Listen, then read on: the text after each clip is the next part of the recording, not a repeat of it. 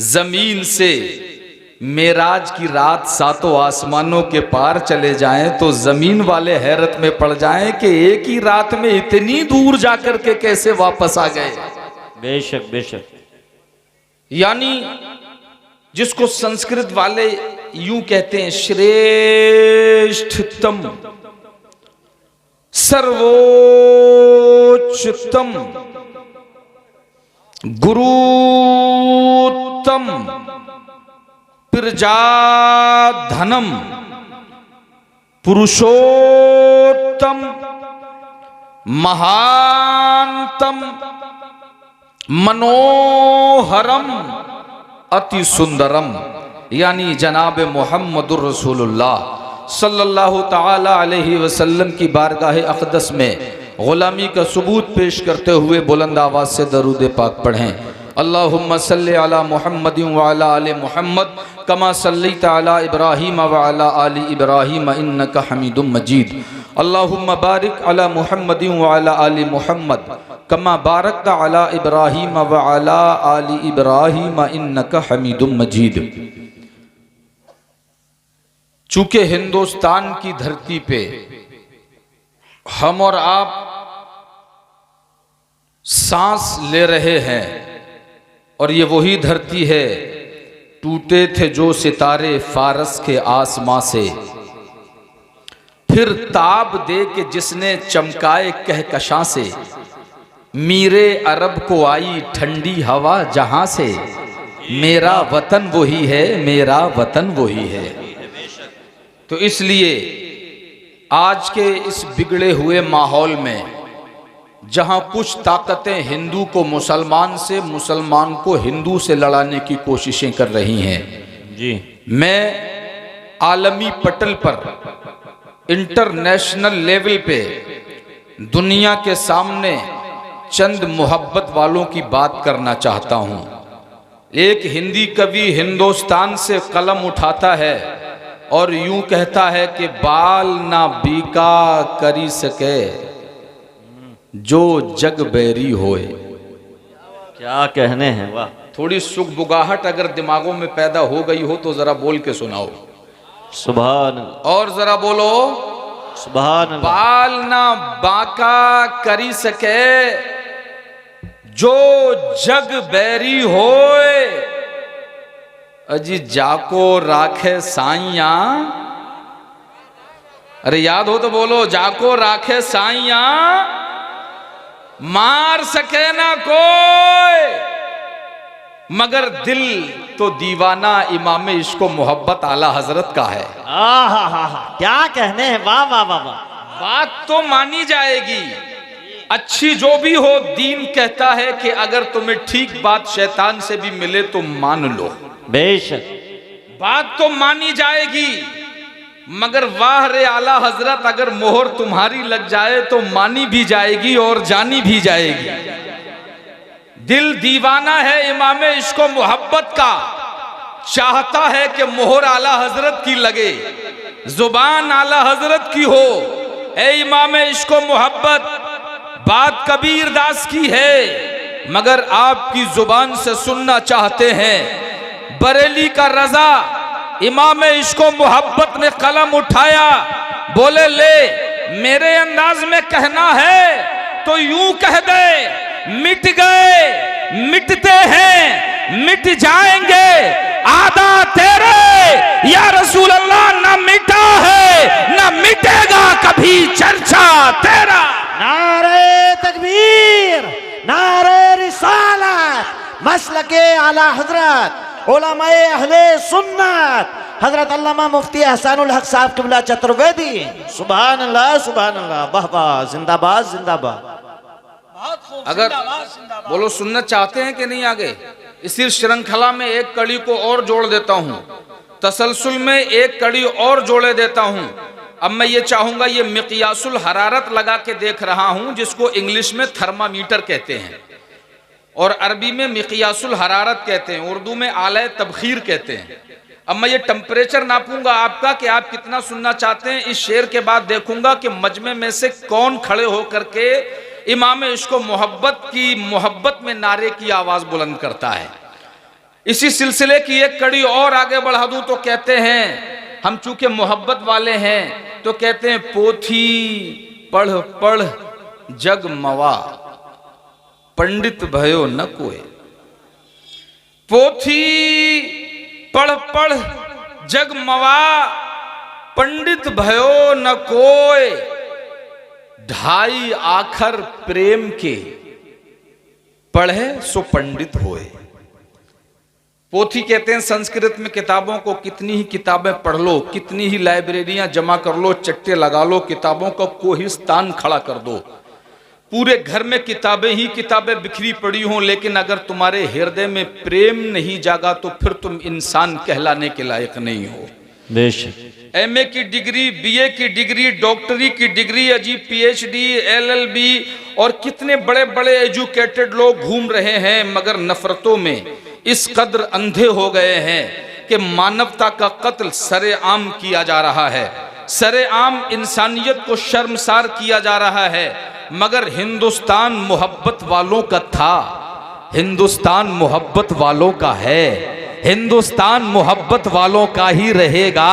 इसीलिए कबीर दास का ये दोहा मैं कोट कर रहा हूं, बोले कितनी किताबें पढ़ लो, और पैथियों की बात आए तो यूनानी पैथी पढ़ो, होम्योपैथी पढ़ो, एलोपैथी पढ़ो, नेचुरोपैथी पढ़ो, सारी पैथियां पढ़ डालो, अगर फिर भी तुम्हारे हृदय में मोहब्बत नहीं आई तो फिर तुम इंसान कहलाने के लायक नहीं हो। इसलिए कहा पोथी पढ़ पढ़ जग मवा, पंडित भयो न कोय, और ढाई आखर प्रेम के, पढ़े सो पंडित होए। मतलब मोहब्बत करो तो मोहब्बत कोई तो हम प्रेम, कोई तो हम उर्दू वाले इश्क कहते हैं, प्रेम कोई तो हम उर्दू वाले मोहब्बत कहते हैं। और बात फिर वहीं आ गई कि बात प्रेम की हो और इमाम इश्को मोहब्बत की ना हो।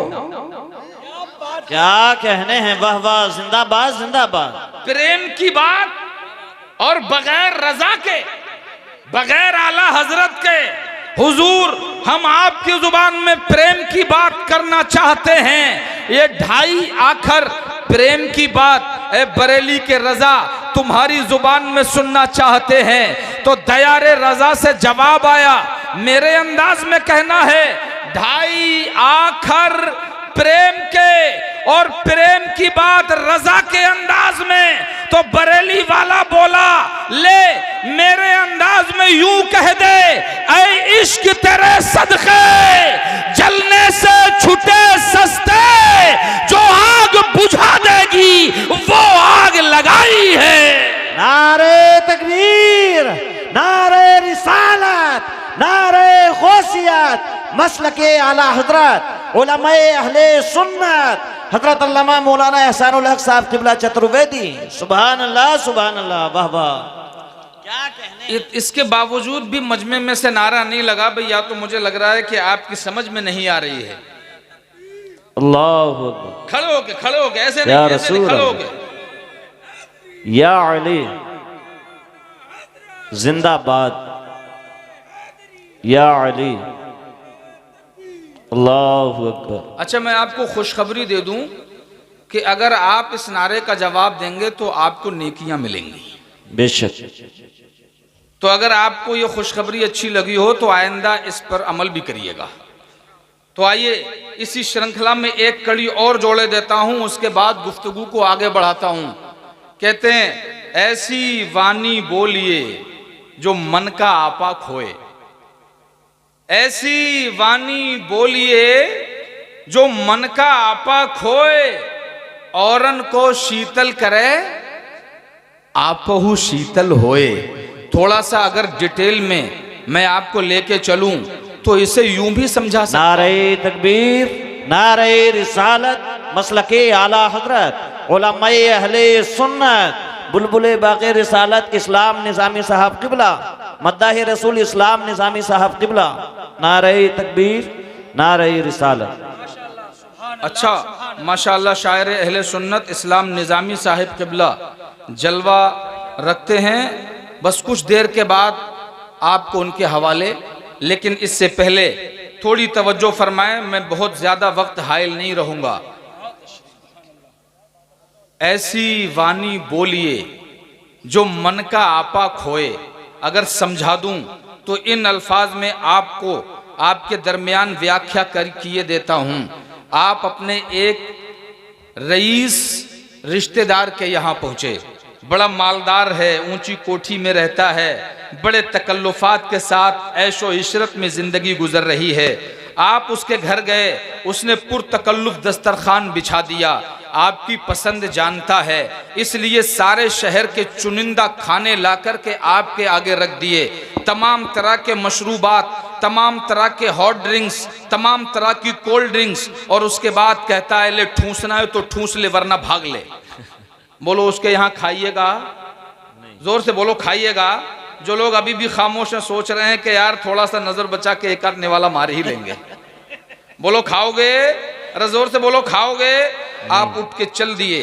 अगले ही क्षण अपने एक गरीब रिश्तेदार के यहाँ मेहमान हुए, उसने आपका इस्तकबाल किया, घर में ले गया। अपनी हैसियत के मुताबिक बेचारे ने पुरानी चादर बिछा दी और उसके ऊपर एक पुराना दस्तरखान लाया। घर में जो रूखी रोटी रखी थी ले आया, सूखी चटनी रखी थी ले आया। उसके बाद लोटे में पानी भर के लाया, एक तश्त आपके सामने रख दिया। बोले ए मेरे भाई, मैं तेरा मेजबान हूँ, तू मेरा मेहमान है, मेरी गरीबी पे न जाना।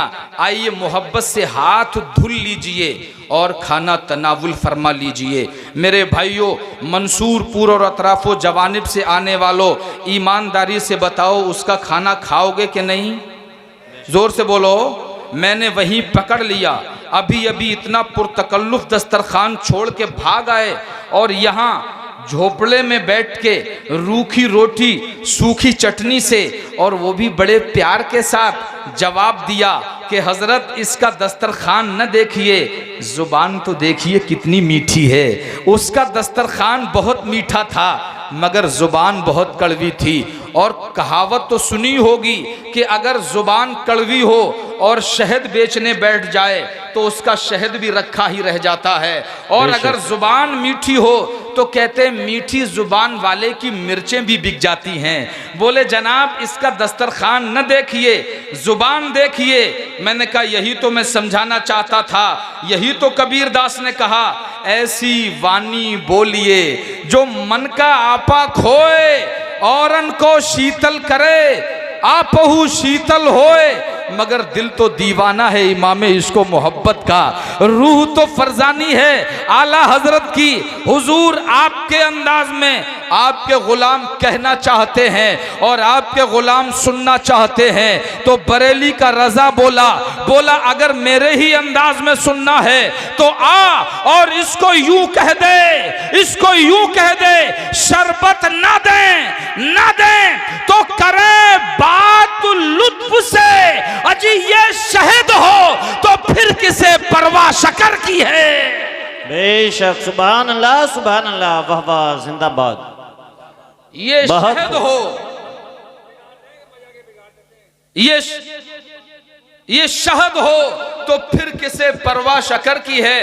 कोई बात नहीं, वो मजा बिगाड़ रहे हैं, आप बिगाड़ने दीजिए, हम बनाने के लिए खड़े हैं। देखते हैं बिगाड़ने वाले जीतेंगे या बनाने वाले जीतते हैं। आइए अब इसी हमी के माहौल में आपकी समातों के हवाले एक हदीस रसूल का मफहूम किए देता हूं, और वो भी मैं चाहता हूं कि ये मफहूम जुबान संस्कृत में सुना दिया जाए। बोलो सुना दें, बोलो संस्कृत की हदीस सुनोगे?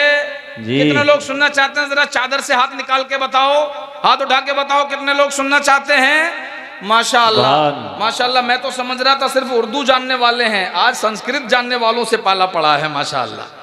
सब संस्कृत के विद्वान बैठे हैं माशाअल्लाह। मौलाना फैज साहब ने कहां से विद्वान पकड़ के लाए हैं। आइए, जब सुनना ही चाहते हैं तो किताब का नाम नोट करें, Muslim Sharif volume number 2 page number 230, और यही हदीस पाक मिशका शरीफ पेज नंबर 435। द्वादश्याम शुक्ल पक्ष माधवी मासी माधवम जातु दद्रष्टु पुत्रम पित्रो हरिष्टमान शाह शंभल ग्राम मुख्यस ब्राह्मणस महात्मना भवने विष्णु यश सकल की प्रादुर्भविष्यति ईश ईशाय मामहे शतम निष्कांद सिरजा सर्वभक्षी उच्चालापि भविष्यति परिजनो मम ला इलाहा इल्लल्लाह परमपदम जन्म वैकुंठ परभूति तो जपे नाम मोहम्मद। नहीं बोलोगे? क्या कहने हैं, सुभान अल्लाह, वाह वाह। अभी पीछे वाले कुछ लोग हैं जो हिले भी नहीं है, जरा पीछे वाले भैया चादर थोड़ा हटा दो यार, इतना भी जाड़ा नहीं है, थोड़े हाथ बाहर निकालो और दोनों हाथों को हवा में लहरा के बोलो या रसूल अल्लाह, या रसूल और अल्लाह। हवा में लहरा के बोले या रसूल अल्लाह, या रसूल अल्लाह। माशाअल्लाह। अब आइए जुबान थोड़ा चेंज करके देखते हैं कि इसमें आप कितनी तवज्जो देते हैं। अब यही हदीस पाक जुबान चेंज कर दें तो अंग्रेजी में और सुना दें। बोलो अंग्रेजी की हदीस सुना दें। क्या बात है, वाह वाह वाह। बोलो अंग्रेजी में हदीस सुनोगे जी तो तवज्जो करें। किताब का नाम नोट करें, Muslim Sharif volume number 2 page number 230, narrated by Abu Huraira.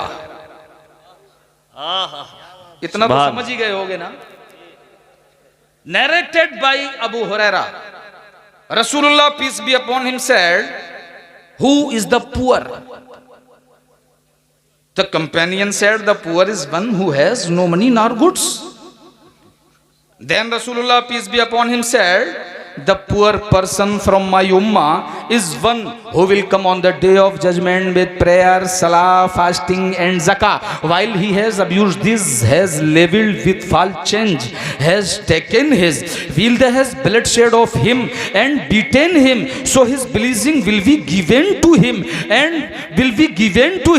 and when his blessing will vanish before giving him completely, his bad actions will be taken and will be put then on him and finally he will be put on the hell.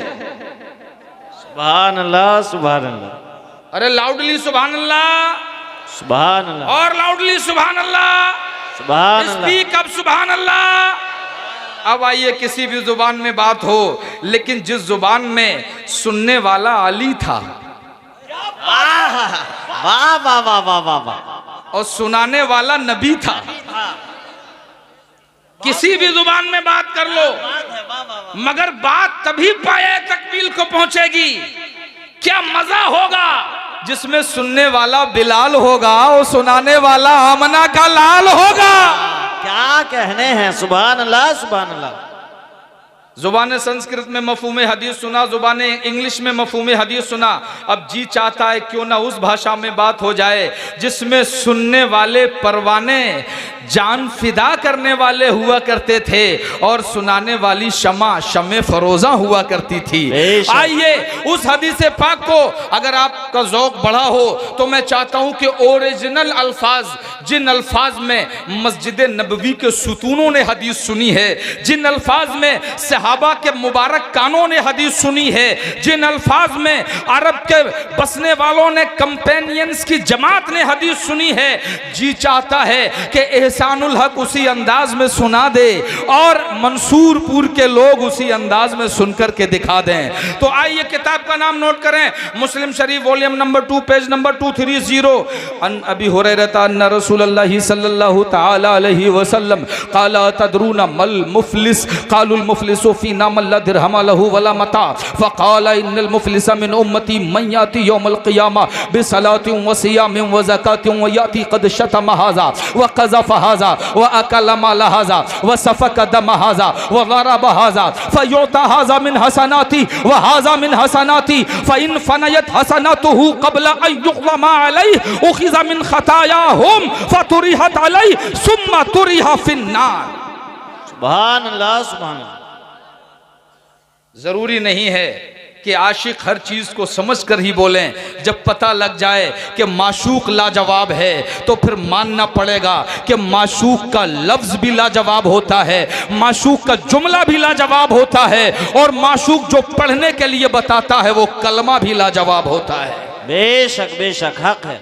तो आपने जुबान संस्कृत में हदीस सुनी, बोलो मजा आया कि नहीं? ईमानदारी से बोलो मजा आया कि नहीं? अरे जोर से बोलो मजा आया कि नहीं? आपने जुबान इंग्लिश में हदीस सुनी, बोलो मजा आया कि नहीं? जुबान अरबी में हदीस सुनी, मजा आया कि नहीं? और समझ में आया? तर्जुमा समझ में आया? नहीं आया? और मजा फूल आया? वाह भाई वाह, कैसे लोगों से साबका पड़ा है। मजा खूब ले लिया मगर समझ में किसी की नहीं आया। अल्लाह सलामत रखे हमारी कौम के इन वीडियोग्राफर्स को। कम से कम कम से कम ये तो हुआ कि इस कौम ने जदीद टेक्नोलॉजी की मालूमात अगरचे जलसों की वसातत ही से सही कुछ तो हासिल की। अब ये बातें रिकॉर्ड हो रही हैं, कहीं अगर सोशल मीडिया पे वायरल हो जाएं और लोगों को पता लग जाए, ह्यूमन राइट्स की टीमें सुबह ही मंसूरपुर में आ जाएंगी, यार एक रात में इतने पागल कैसे हो गए कि समझा कोई कुछ नहीं और मजा सबने लिया। समझते कुछ नहीं थे मगर मजा लेने में जर्रा बराबर कसर नहीं छोड़ते थे। बोलो है ना ताज्जुब की बात? भाई मजा तभी आता है जब बात समझ में आती है, और जब बात समझ में आएगी तभी मजा आएगा, और मजा जब ही आएगा जब बात समझ में आएगी। मगर वाह मंसूरपुर वालों, समझा कुछ नहीं और मजा फुल लिया।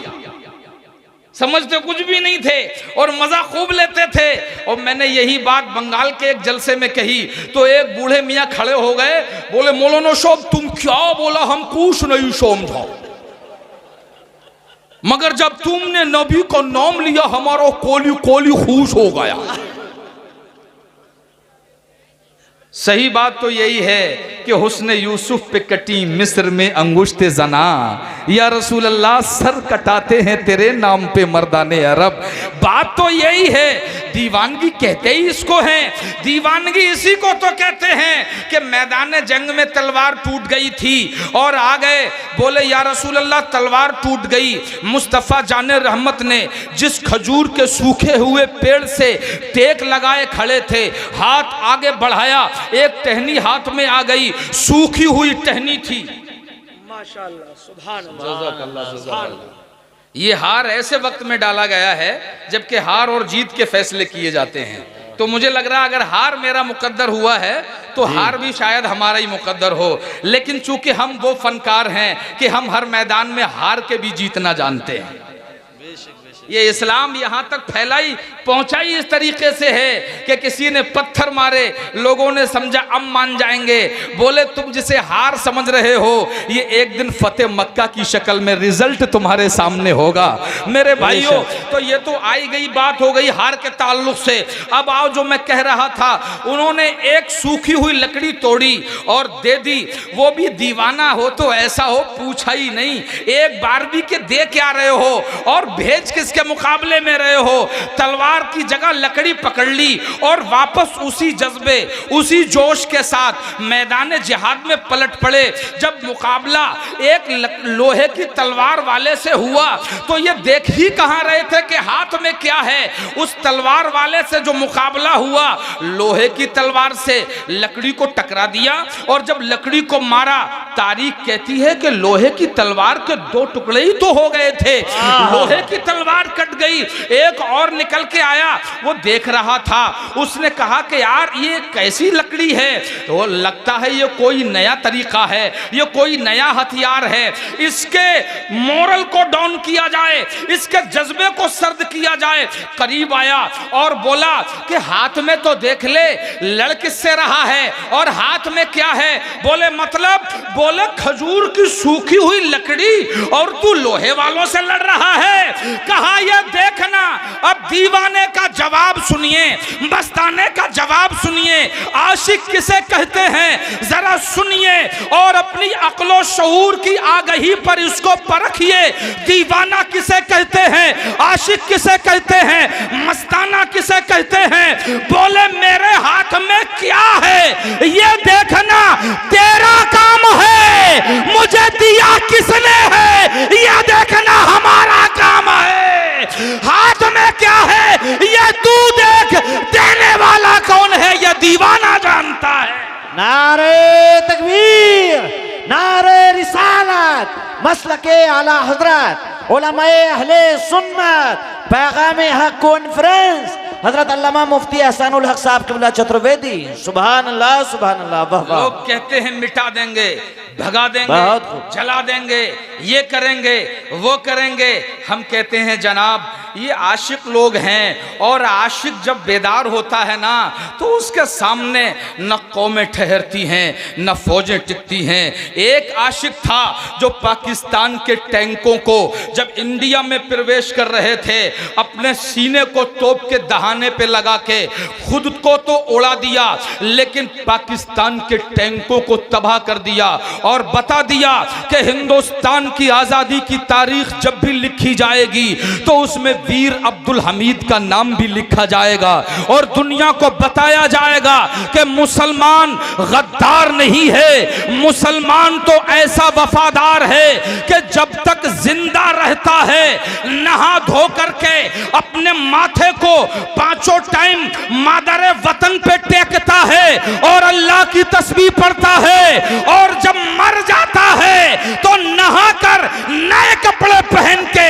इसी जमीन की गोद में जाकर के लेट जाता है। जब तक जिंदा रहता है तो इस मिट्टी से मोहब्बत करता है और जब मर जाता है तो इस मिट्टी की आगोश में सो करके मोहब्बत का सबूत देता है। बेशक हक है। सुभान अल्लाह, सुभान अल्लाह। असल टॉपिक की तरफ मेरे भाइयों, ये ऐसे दीवाने हैं कि जुबान संस्कृत में हदीस हो, बस पता ये लग जाए कि बात मदीने वाले की हो रही है, बस इतना कोई बता दे कि मदीने वाले की बात हो रही है, फिर चाहे वो संस्कृत हो, फिर चाहे वो मलयालम हो, फिर चाहे वो कन्नड़ा हो, फिर चाहे वो बंगाली हो, फिर चाहे वो नेपाली हो, फिर चाहे वो तेलुगु हो, इससे फर्क नहीं पड़ता।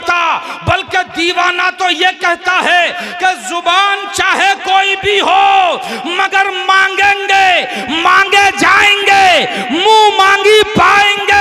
सरकार में न ला है न हाजत अगर की है, और उनके दर पे खड़े हो करके लोग जब अपने दामन को फैलाते हैं तो बरेली वाला कहता है कि बंगाली अपनी जुबान में मांगे, पंजाबी अपनी जुबान में मांगे, मगर यहां पर जुबानों को नहीं देखा जाता, यहां दिलों की कैफियत पे नजर डाली जाती है। और फिर होता यह है, बरेली का इमाम जहन देता है कि लब वाह हैं, आंखें बंद हैं, फैली हैं झोलियां। क्या कहने हैं, मांगने की अदाओं को देखो, ये न पूछो कि क्या मांगते हैं, जिंदगी में नबी से मिला दे, ये खुदा से दुआ मांगते हैं। कहते लब वाह है, आंखें बंद हैं, फैली है झोलियां, या रसूल अल्लाह कितने मजे की भीख तेरे पाक दर की है।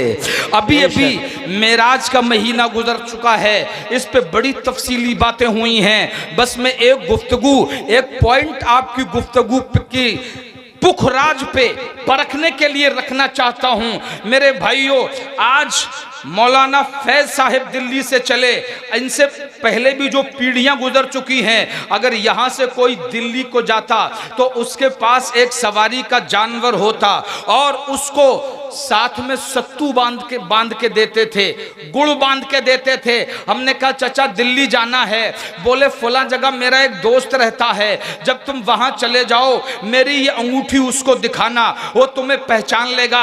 अरे हमने कहा चाचा कौन से जमाने की बात कर रहे हो? बोले हम जिस जमाने में दिल्ली गए हैं उसी जमाने की बात करेंगे। हमने कहा कितना टाइम लगता था?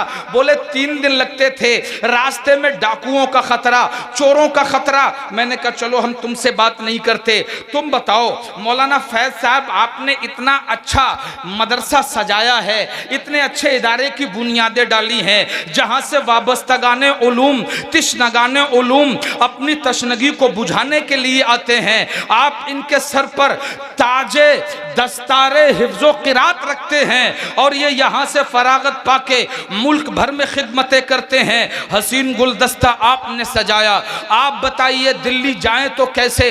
बोले ज़्यादा उसमें सोचने की ज़रूरत ही नहीं है। हमने कहा कैसे? बोले यहाँ से 3 व्हीलर मिलेगा, मुरादाबाद चौधरपुर जाओ, वहाँ से रोडवेज बस हर 10 मिनट पे निकलती है दिल्ली। हमने कहा कितना टाइम लगेगा? बोले वैसे ही 2-3 घंटे।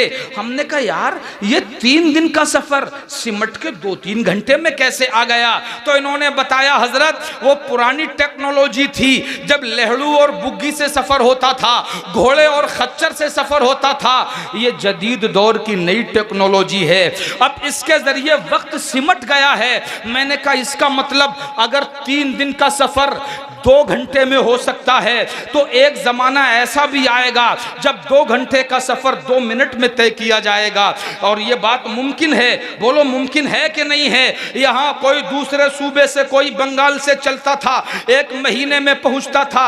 एक लड़की जो बनारस के कोतवाल ने अपनी हवस का निशाना बनाना चाहा था, जब वो बनारस से चली और दिल्ली औरंगजेब आलमगीर बादशाह के दरबार में पहुंची, 1 हफ्ता लगा था। मगर आज कोई बनारस से जाना चाहे और बाई प्लेन सफर करे, 1 घंटे में भी पहुंच सकता है। अगर रॉकेट या मिसाइल की रफ्तार से जाए तो 10 मिनट में भी पहुंच सकता है। मतलब दिन बदले, रफ्तार बदली, वक्त गुजरा, रफ्तार बदल गई। यार ये रफ्तार कहां जाकर के दम लेगी? बोले एक दिन ऐसा भी आ सकता है कि घंटों का सफर सेकंडों में तय हो। मैंने कहा तो क्या होगा? बोले टेक्नोलॉजी के जरिए संभव है। टेक्नोलॉजी तरक्की करेगी तो आदमी के हाथ में वक्त की नब्ज आ जाएगी। मैंने कहा जनाब इतनी दुनिया में वक्त की रफ्तार कितनी ज्यादा हो सकती है? तो नए जमाने का साइंटिस्ट खड़े होकर कहता है, बोले अगर आवाज से ज्यादा रफ्तार पे कोई आदमी दौड़े तो ये अपने वक्त के साथ साथ अपने उम्र पर भी कंट्रोल कर सकता है। यानी एक रफ्तार ऐसी भी है, आप में पढ़े लिखे नौजवान बैठे होंगे, वो सोचें, साइंस कहती है एक रफ्तार ऐसी भी है, अगर उस रफ्तार पे आदमी चले तो जिस उम्र का है वो चाहे 100 साल तक सफर करे, न उम्र बढ़ेगी और न वक्त उसके हाथ से जाएगा। हमने कहा यार ये बात अब पॉइंट की समझ में आई। तुम कहते हो कि आज एक ऐसी रफ्तार भी है कि 100 साल तक आदमी गर्दिश करता रहे फिर भी 1 मिनट की उम्र नहीं बढ़ेगी। मेरे भाइयों, तो यहां से एक बात हमारे पल्ले पड़ गई कि अगर आज के दौर में आदमी रफ्तार पे कंट्रोल कर ले तो 100 साल तक एक ही उम्र का नौजवान रह सकता है। तो ये रफ्तार उस रफ्तार के सामने तो कुछ नहीं जो असरा का दूल्हा शबे मेराज का नौशा हती में काबा में लेटा था, जिब्रील बुराक लेके आए। लिखा है कि महज 2 सेकंड में यह शबे असरा का दूल्हा काबे से चला, दमिश्क पहुंचा, सीरिया में नबियों को नमाज पढ़ाया और वहां से एक सीढ़ी लाई गई। पहली सीढ़ी पे कदम रखा, पहला आसमान, दूसरी सीढ़ी पे कदम रखा, दूसरा आसमान, हदिये के साथों आसमानों के पार पहुंचा। 27 साल लगे, लेकिन जब वापस मक्का में आया तो 2 सेकंड का टाइम भी नहीं हुआ था। तारीख कहती है कि बिस्तर में गर्माहट बाकी थी और वुजू का पानी चल रहा था। अजी मेरे भाइयों, आज साइंस ने तरक्की की, तब हमारी समझ में यह बात आ रही है कि हाँ ये मुमकिन है। मेरे भाइयों, तो आज मुस्तफा का मौजज़ा जाहिर हो गया कि दुनिया में रफ्तार कितनी ही ज्यादा बढ़ जाए मगर मेरे नबी की रफ्तार को नहीं पहुंच सकती। नारे तकबीर, नारे रिसालत, मसलके आला हजरत उलमाए अहले सुन्नत हजरत अल्लामा मुफ्ती एहसानुल हक साहिब किबला। सुभान अल्लाह, सुभान अल्लाह, जिंदाबाद। और अगर सुनने का सलीका रखते हो बहुत खूब। और पॉइंट और नुक्तों को सुनना जानते हो तो सुनो, मेरा नबी लेटेस्ट नबी है, बेशक हक है। कयामत तक और कयामत के बाद तक, यानी मेरा नबी था, नबी है और नबी रहेगा। और सुनो, जो नबी होता है वो पूरे जमाने का सबसे बड़ा गुरु होता है, बेशक। अपने जमाने का सबसे ज्यादा एजुकेटेड, अपने जमाने का सबसे बड़ा हकीम, अपने जमाने का सबसे बड़ा साइंटिस्ट होता है। तो ये जमाना भी तो मेरे नबी का है। बोलो है कि नहीं? जितने मानते हैं जरा जोर से बोलें, बोलो है कि नहीं? जब ये जमाना मेरे नबी का है तो मेरे नबी ने तो कभी प्लेन से सफर नहीं किया, क्योंकि प्लेन था ही नहीं। तो फिर नबी इन टेक्नोलॉजी वालों के उस्ताद कैसे हुए? लेकिन उस्ताद तो है, ये हमारा ईमान कहता है। मगर कैसे हुए वो बताता हूं।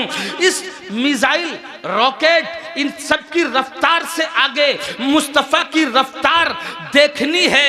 यही तो दिखाने के लिए मेरे रब ने अपने महबूब को मेराज में बुलाया, क्योंकि रब को तो जर्रे जर्रे की मालूमात है। मेरा रब तो जर्रे जर्रे का खालिक है, वो तो सब कुछ जानता है। मेरे रब को मालूम था कि अगर किसी की रफ्तार नबी की रफ्तार से ज्यादा हो जाएगी तो नबी के मौजूजे को चैलेंज कर देगा कि तुम्हारा नबी गया तो क्या गया। देखो, हम भी मिसाइल के जरिए इतनी तेजी से सफर कर सकते हैं, हम भी रॉकेट के जरिए से सफर कर सकते हैं।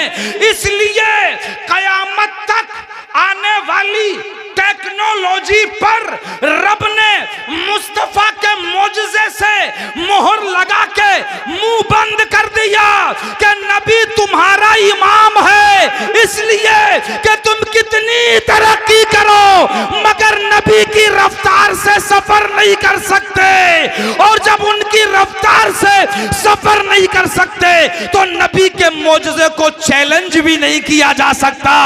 और जिसके मौजूजे को चैलेंज नहीं किया जा सकता तो फिर मान लो, सर झुकाओ और मान लो कि नबी इन टेक्नोलॉजी वालों का भी इमाम है और नबी पूरी कायनात का इमाम है।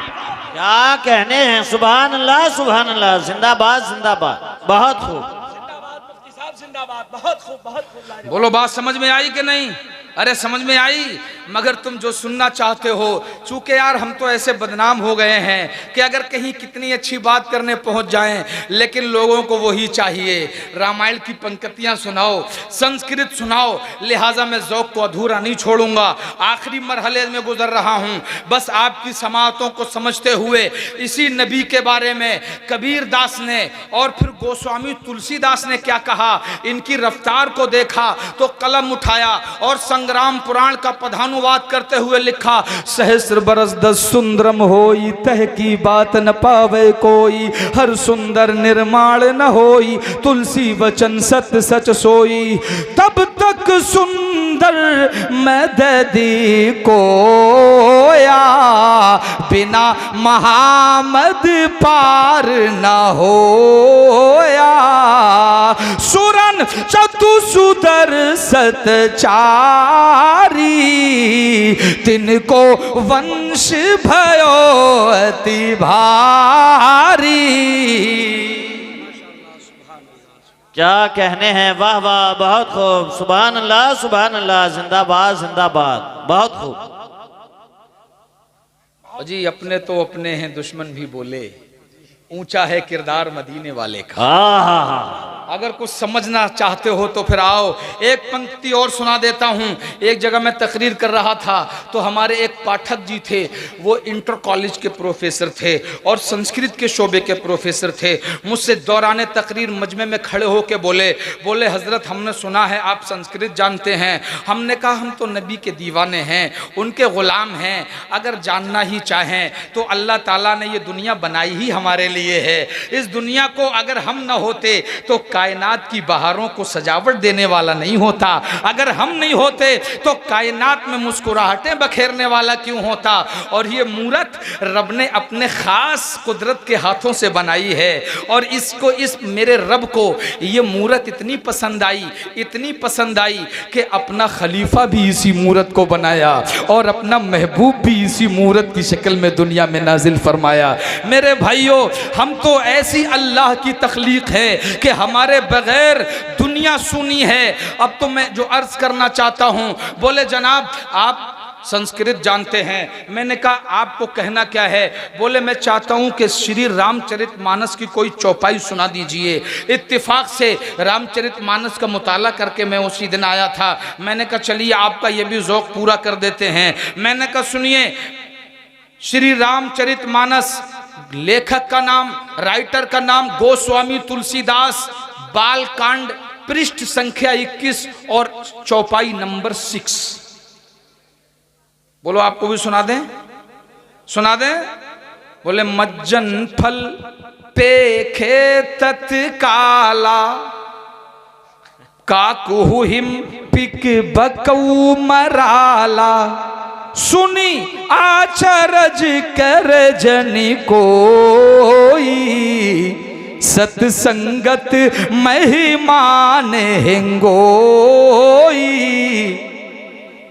वाह वाह वाह वाह, बहुत। अब आओ इसी के तर्जुमे में मैं कुछ दिल की बातें आपको समझाना चाहता था। बात अपने मरकज पे आ गई है तो सुनो। कहते मज्जन फल पेखे तत्काला, बोले इस तीर्थ राज में सेवा का फल तत्काल प्राप्त होता है। मतलब काकू हिम पिक बकऊ मराला। अच्छा मजे की बात यह है कि गोस्वामी तुलसीदास भी बड़े विद्वान थे।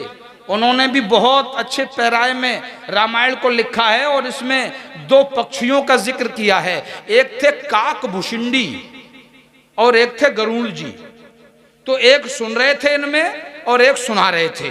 दोनों की बात वार्ता में ये पूरी रामायण इन्होंने लिखी है।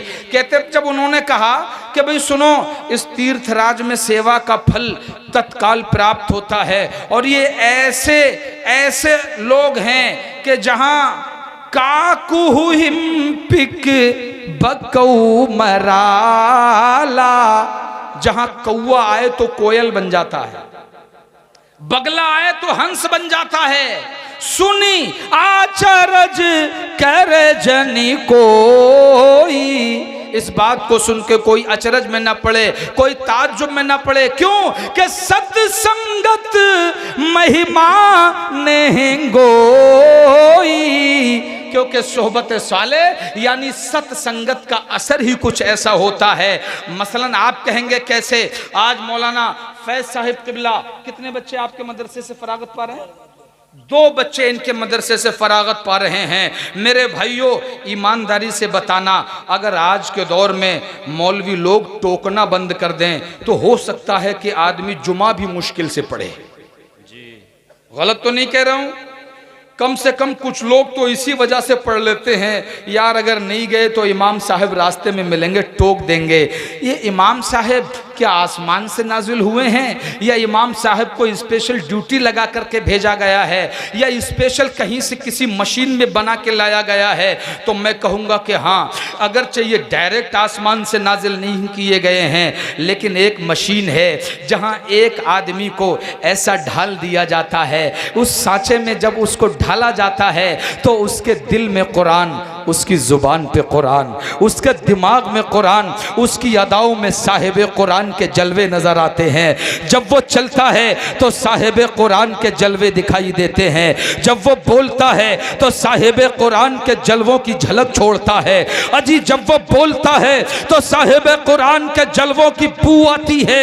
मेरे भाइयों, ऐसे उस सांचे में जिन लोगों को ढाल के निकाला जाता है, ये कायनात की बहारें इन्हीं के दम कदम से हैं। ये सांचा, इसी सांचे को मदरसा कहते हैं और इस सांचे से निकले हुए प्रोडक्ट को कभी आलिम कहते हैं, कभी हाफिज कहते हैं, कभी कारी कहते हैं। यही कभी मुजद्दिद बन जाता है, यही कभी मुहद्दिस बन जाता है, यही कभी मुजतहिद बन जाता है। बल्कि मुझे कह लेने दो, जब मदरसे अपने सांचों पे जोर डालते हैं तो पूरी दुनिया में नबी के नाम के डंके बजते हुए नजर आते हैं। नारे तकबीर, नारे रिसालत, मसलके आला हजरत, उलमाए अहले सुन्नत, उलमाए अहले सुन्नत, हजरत अल्लामा कारी शकील अहमद साहब किबला रज़वी, हजरत अल्लामा कारी शकील अहमद साहब किबला रज़वी अमरोहवी। नारे तकबीर, नारे रिसालत, माशाअल्लाह। मसलके आला हजरत अल्लामा कारी शकील साहिब किबला, नारे हैदरी, नारे हैदरी, माशाअल्लाह सुभान अल्लाह। ये हमारे खुसूसी मुकर्रिर हजरत अल्लामा व मौलाना कारी शकील साहब क़िबला तशरीफ़ ले आए हैं। तमाम ही हजरात बैठ जाएं। जो मेरे भाई बाहर जा रहे हैं प्यारे, अभी अल्हम्दुलिल्लाह औलाद नबी औलाद गौसे आज़म हुजूर सैयद सुहेल मियाँ साहिब क़िबला का हमें और आपको दीदार करना है। और अल्हम्दुलिल्लाह वो आले रसूल, सुभान अल्लाह, जिस आले रसूल का हम भी दीदार करेंगे, आप भी दीदार करेंगे और इंशाअल्लाह नेकियों में इजाफा होगा। तमाम ही हजरात बैठ जाएं। जो नौजवान बाहर जा रहे हैं वो भी बहुत जल्द से जल्द बैठ जाएं। मेरे भाइयों जलवा रखें, तशरीफ़ रखें।